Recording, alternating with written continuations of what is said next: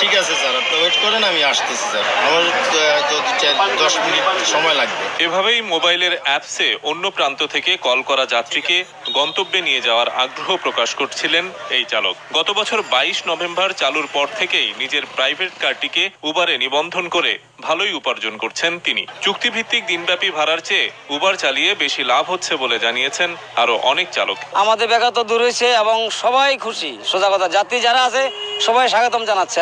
কোনো অন্য যাত্রীও করতে পারবে না, ড্রাইভারও করতে পারবে না। এর জন্যই যে ড্রাইভারের ওখানে ভোটার আইডি কার্ডের ফটোকপি আছে, ড্রাইভার পাসপোর্ট সাইজের ছবি আছে, লাইসেন্স আছে। তবে সম্প্রতি ওয়েবসাইটে এক বিজ্ঞপ্তির মাধ্যমে সোমবার থেকে ভাড়া বাড়ানোর সিদ্ধান্তের কথা জানায় উবার। আগে কিলোমিটার প্রতি 18 টাকা থাকলেও নতুন ভাড়া নির্ধারণ করা হয়েছে 21 টাকা। বেস ভাড়া থাকছে আগের মতোই 50 টাকা, আর যাত্রা বিরতিতে গুনতে হবে 50 টাকা। 20% বাড়বে বলছে। আমার মনে হয় যে কিছু ক্ষেত্রে if you get the same service, ভালো সার্ভিস আমি প্রস্তুত দিতে কমফোর্টের জন্য, কিন্তু যদি বাড়তেই থাকে then it's very difficult to adjust. Uber মাঝে মাঝে নতুন আইন তৈরির জানান দিলেও কল ধরার ক্ষেত্রে বিড়ম্বনার কথা জানান ড্রাইভারেরা। নিয়ম হলো আমাদের কল করা, কিন্তু ওই কলটা করতে গেলে দেখা যায় আমাদের ওই গাড়িটা সাইড করতে, কারণ নাম্বার আমি গাড়ি চালানো অবস্থা তার নাম্বার ওই করা সম্ভব না। তখন তো আমি গাড়িটাও সাইড করতে পারতেছি না। এক জায়গায় যেন বামে আমি সাইড করবো রাস্তার সাইডে, ওই জায়গায় সার্জেন্ট আমাকে ধরবে।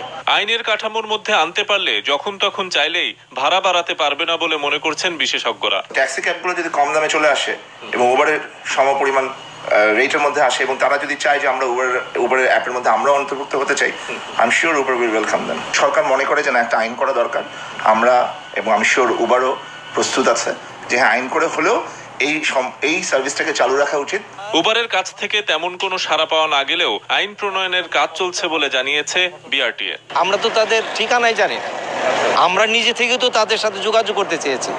তাদের তো কোনো হোয়ার অ্যাবাউটে আমাদের জানা। এটা কতটা সাথে জনগণের মঙ্গল নিহিত আছে, এটা কতটা জনগণ সেটা স্বাচ্ছন্দ্য বোধ করবে, এগুলো অবশ্যই আমরা ইতিবাচকভাবে এটা দেখবো। আমরা যাত্রীবান্ধব হওয়ায় ভাড়া আর না বাড়াতে উবারের প্রতি আহ্বান জানিয়েছেন সাধারণ যাত্রীরা।